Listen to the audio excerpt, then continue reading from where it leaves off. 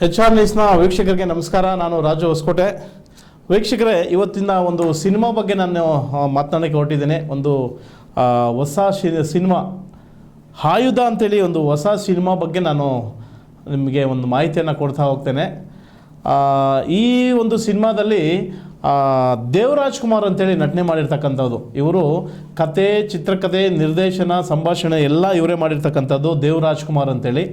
So ಇವರೇ ಈ ಒಂದು ಸಿನಿಮಾದ ನಾಯಕ ನಟರಾಗಿದ್ದಾರೆ. ಇವರು ಮೂಲತಃ ಬೆಂಗಳೂರಿನವರು ದೇವರಾಜು. ಇವರು ಸುಮಾರು ಒಂದು 5-6 ಸಿನಿಮಾಗಳನ್ನು ಈಗಾಗಲೇ ಮಾಡಿ ತೆರೆ ಕಂಡು ಯಶಸ್ಸನ್ನು ಕಂಡಿದ್ದಾರೆ. ತಾಜ್ ಮಹಲ್ 2 ಅಂದರೆ ತುಂಬ ಹೆಸರುವಾಸಿಯಾದಂಥ ಸಿನಿಮಾ ಅದು. ಸೊ ಅದನ್ನು ಮಾಡಿರ್ತಕ್ಕಂಥ ದೇವರಾಜ್ ಕುಮಾರ್ ಅವರು. ಮತ್ತು ಪಿಸಾಚಿ ಅಂತ ನೋಡಿರ್ಬೋದು, ಇತ್ತೀಚೆಗೆ ರಿಲೀಸ್ ಆದಂಥ ಒಂದು ಪಿಸಾಚಿ 1 ಮತ್ತು ಪಿಸಾಚಿ 2 ಅಂತೇಳಿ ಸಿನಿಮಾವನ್ನು ಮಾಡಿರ್ತಕ್ಕಂಥವ್ರು. ಡೇಂಜರ್ ಝೋನ್ ಅದು ಒಂದು ಒಳ್ಳೆ ಸಿನಿಮಾನೇ. ಸೊ ಆ ಒಂದು ಒಳ್ಳೆ ಸಿನಿಮಾಗಳನ್ನು ಕೊಟ್ಟಂಥ ದೇವರಾಜ್ ಕುಮಾರು ಮತ್ತು ಈಗ ರಾಜ್ಯಾದ್ಯಂತ ಇದೇ ಮಾರ್ಚ್ 27ರಂದು ರಾಜ್ಯಾದ್ಯಂತ ಬಿಡುಗಡೆ ಆಗ್ತಾ ಇದೆ ಈ ಸಿನಿಮಾ. ಇದು ಪ್ರತಿಯೊಬ್ಬರೂ ಕೂತು ನೋಡಲೇಬೇಕಾದಂಥ ಒಂದು ಸಿನಿಮಾ. ಫ್ಯಾಮಿಲಿ, ಮಕ್ಕಳು, ಪೋಷಕರು ಎಲ್ಲ ಒಂದು ಎಂಟರ್ಟೈನ್ಮೆಂಟ್ ಇರುವಂತಹ ಒಂದು ಸಿನಿಮಾ ಇದು. ಸೊ ಹಾಗಾಗಿ ಈ ರಾಜ್ಯಾದ್ಯಂತ ಇದು ಬೆಂಗಳೂರಿನ ಸ್ವಪ್ನ ಥಿಯೇಟರ್ನಲ್ಲಿ ಮೊದಲ ಬಾರಿಗೆ ರಿಲೀಸ್ ಆಗ್ತಾ ಇದೆ. ಇದು ಸ್ವಪ್ನ ಚಿತ್ರಮಂದಿರ, ಸ್ವಪ್ನ ಅಂತೇಳಿ ಚಿತ್ರಮಂದಿರ ಇದೆಯಲ್ಲ, ಇದರಲ್ಲಿ 27/3/2026ರಂದು ಇದು ರಿಲೀಸ್ ಆಗ್ತಾ ಇದೆ. ಅಷ್ಟೇ ಅಲ್ಲ, ರಾಜ್ಯಾದ್ಯಂತ ನಿಮ್ಮ ನೆಚ್ಚಿನ ಚಿತ್ರಮಂದಿರಗಳಲ್ಲಿ ಈ ಆಯುಧ ಸಿನಿಮಾ ರಿಲೀಸ್ ಆಗ್ತಾ ಇದೆ. ಇನ್ನು ವಿಶೇಷತೆ ಏನಪ್ಪ ಅಂತಂದರೆ, ನಮ್ಮ ಹೊಸಕೋಟೆ ತಾಲೂಕಿನ ಒಬ್ಬ ಹಳ್ಳಿ ಪ್ರತಿಭೆ ಕೂಡ ವಿ ನಾರಾಯಣ ಸ್ವಾಮಿ ಅಂತೇಳಿ, ಇವರು ಕೂಡ ಈ ಸಿನಿಮಾದಲ್ಲಿ ಒಂದು ಪೊಲೀಸ್ ಇನ್ಸ್ಪೆಕ್ಟರ್ ಪಾತ್ರವನ್ನು ಮಾಡಿದ್ದಾರೆ. ಇವರು ಕೂಡ ಹಿರಿಯ ಕಲಾವಿದರಾದಂತಹ ಅಂಬರೀಷ್ ಅವ್ರ ಜೊತೆ ಮಾಡಿದ್ದಾರೆ ಇವರು. ಅದೇ ರೀತಿ ನಮ್ಮ ಡೈನಾಮಿಕ್ ಇರೋ ದೇವರಾಜ್ ಸರ್ ಅವ್ರ ಜೊತೆ ಮಾಡಿದ್ದಾರೆ, ಶ್ರುತಿ ಮೇಡಮ್ ಅವ್ರ ಜೊತೆ ಮಾಡಿದ್ದಾರೆ. ಸೊ ವಿ ನಾರಾಯಣ್ ಅಂತೇಳಿ ನಮ್ಮ ಹೊಸಕೋಟೆ ತಾಲೂಕಿನ ಒಂದು ಪ್ರತಿಭೆ ಇವರು ಹಳೇ ನಟರ ಜೊತೆ ಒಂದು ಸಿನಿಮಾ ಮಾಡಿಕೊಂಡು ಈಗ ಆಯುಧ ಸಿನಿಮಾದಲ್ಲಿ ಒಂದು ಪೊಲೀಸ್ ಇನ್ಸ್ಪೆಕ್ಟರ್ ಪಾತ್ರದಲ್ಲಿ ಮಾಡ್ತಾ ಇದ್ದಾರೆ. ಇವರು ಅಷ್ಟೇ ಅಲ್ಲ, ಹೊಸಕೋಟೆ ತಾಲೂಕಿನ ಒಂದು ಸಂಘಟನೆ ಅಧ್ಯಕ್ಷರಾಗಿ ಕೂಡ ಕೆಲಸ ಮಾಡ್ತಾ ಇದ್ದಾರೆ.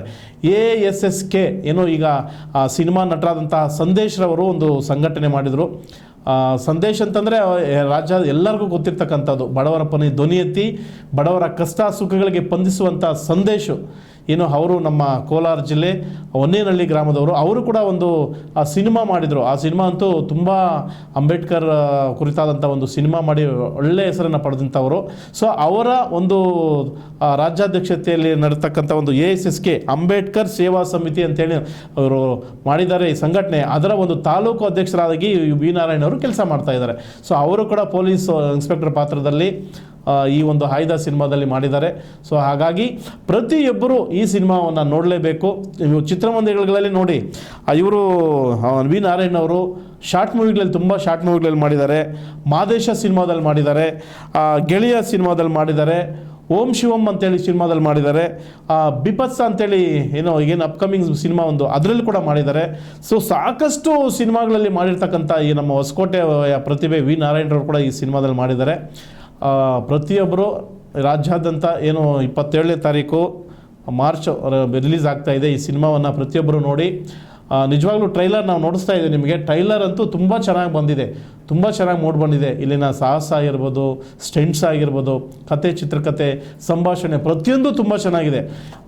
ಇತ್ತೀಚಿನ ದಿನಗಳಲ್ಲಿ ಸಿನಿಮಾಗೇನೋ ಮಾರ್ಕೆಟ್ ಇಲ್ಲ ಅಂತ ಹೇಳ್ತಾರೆ, ಆದರೆ ಕನ್ನಡ ಸಿನಿಮಾಗಳಿಗೆ ಒಳ್ಳೆ ಮಾರ್ಕೆಟ್ ಇದೆ. ಅದರ ಜನ ನೋಡಬೇಕಷ್ಟೇ. ಸಿನಿಮಾ ಹಾಲ್ಗೆ ಬಂದು, ಸಿನಿಮಾ ಥಿಯೇಟ್ರ್ಗಳಿಗೆ ಬಂದು ಇದನ್ನು ನೋಡಿಬಿಟ್ಟು 4 ಜನ ಕೇಳಬೇಕು, ಅಷ್ಟು ಚೆನ್ನಾಗಿದೆ ಸಿನಿಮಾಗಳು. ದಯಮಾಡಿ ಈ ಸಿನಿಮಾ ಒಂದು ಸಾರಿ ಬಂದು ನೋಡಿ, ಇದರ ಬಗ್ಗೆ ನಿಮ್ಮ ಅಭಿಪ್ರಾಯವನ್ನು ತಿಳಿಸಿ ಅಂತ ಹೇಳ್ತಾ,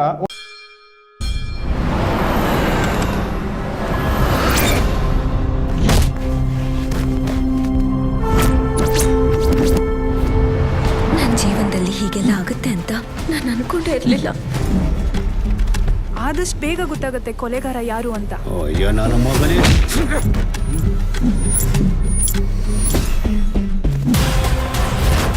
ಆಸ್ಪತ್ರೆಯಲ್ಲಿ ಪೋಸ್ಟ್ ಮಾರ್ಟಮ್ ರಿಪೋರ್ಟ್ ಬರ್ಕೊಡ್ತಾರೆ. 5-6 ದಿನದವರೆಗೂ ಅವಳು ಶಾಕಲ್ಲಿ ಇರ್ತಾಳೆ. ಅವ್ನು ಯಾರೋ ಏನೋ, ಎಲ್ಲಿಂದ ಬಂದ, ಯಾರು ಹೊರಟಿದ್ರು ಏನೂ ಗೊತ್ತಿಲ್ಲ. ವಾರಕ್ಕೊಂದ್ಸತಿ ಬಂದು ನಾನು ಸಂತೋಷ ಪಡಿಸು.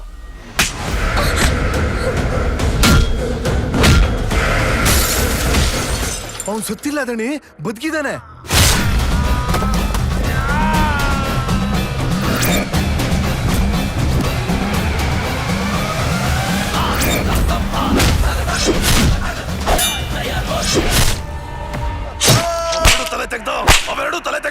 ಗೊತ್ತಾ ಆ ಮೊಬೈಲ್ ಅಲ್ಲಿ ಏನಿದೆ ಅಂತ?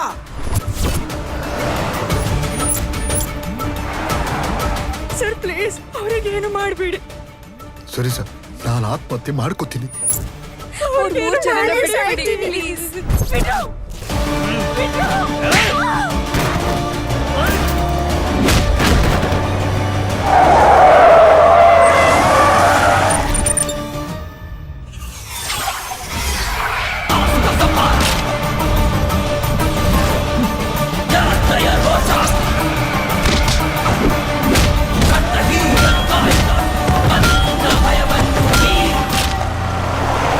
ಅವನ್ ಸತ್ತೋದ,